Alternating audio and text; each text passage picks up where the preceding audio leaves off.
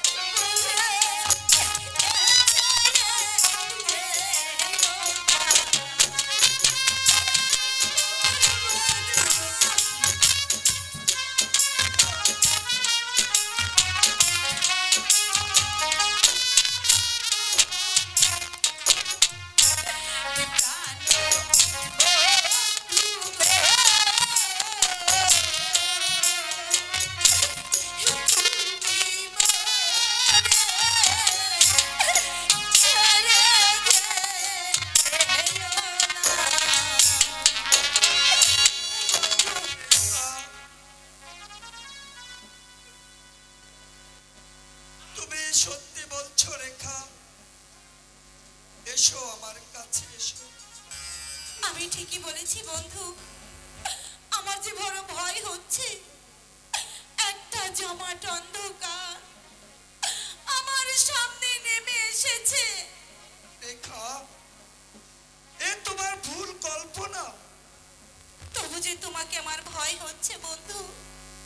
চলো বন্ধু, আমরা ঘরে ফিরে যাই, দেখবে সব ঠিক হয়ে গেছে। চলো রেখা, চলো। তাই আমরা চলো করে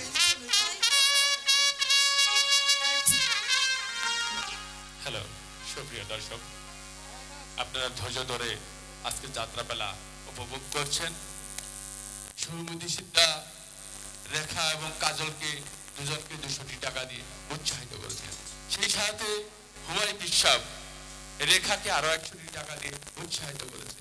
সেই সাথে আদম সিদ্ধা এই কাজলকে 100 টাকা দিয়ে উৎসাহিত করেছেন। সেই সাথে বরুন্ডি পূর্বপাড়া আজিজ ভাই রেখাকে 100 টাকা দিয়ে উৎসাহিত করেছেন।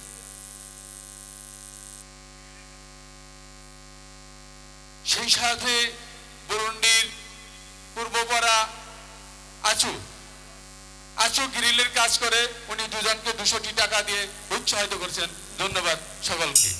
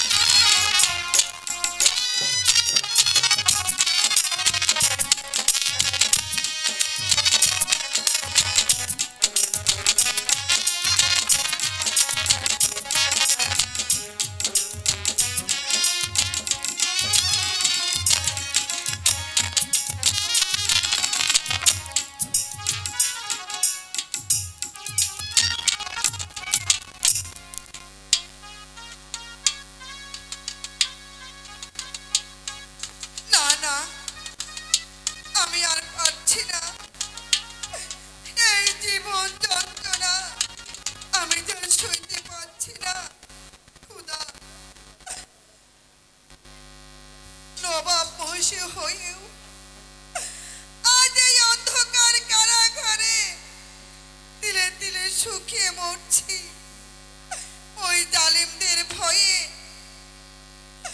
আজ নিজের সন্তানকে আমি দূরে সরিয়ে দিয়েছি। খোদা, এই জ্বালার চেয়ে তুমি আমাকে মৃত্যু দাও। খোদা, মৃত্যু নয়, আপনি পাবেন মুক্তি। মুক্তি? হ্যাঁ, কে তুমি? কে তুমি বাবা? আর কেই বা দিবে আমাকে মুক্তি? আমি আপনাকে মুক্ত করে নিয়ে যাব। তাহলে যে তোমাকেও আমার মতো শাস্তি পেতে হবে। শাস্তির ভয় ইব্রাহিম কোনোদিন করে না। যতক্ষণ বেঁচে থাকবো আমার কর্তব্য আমি পালন করে যাব। চলে এসুন আমার সাথে। তুমি কি পারবে এই শত বাধা ভেঙে আমাকে প্রাসাদের বাইরে নিয়ে যেতে? পারবো আমি জান, নিশ্চয়ই পারবো। আপনার দোয়া আমি মাথায় নিয়ে ওই আল্লাহকে ভরসা করে আমি সমস্ত বাধা ভেঙে দিয়ে আপনাকে আমি মুক্ত করে নিয়ে আমি আমার গন্তব্যে পৌঁছে যাব। না, তুমি বন্দিনীকে নিয়ে যেতে পারবে না। ওজির সাহেব, কে তুমি? কোন সাহসে তুমি আমার কারাগারে প্রবেশ করেছ? মানুষের অধিকারে। এবার বলো, আমাদের পথ ছাড়বে কি না? আমি কিছুতেই তোমাদের পথ ছাড়ব না। বেশি বাড়াবাড়ি করলে তোমাকেও আমি বন্দি করতে বাধ্য হব।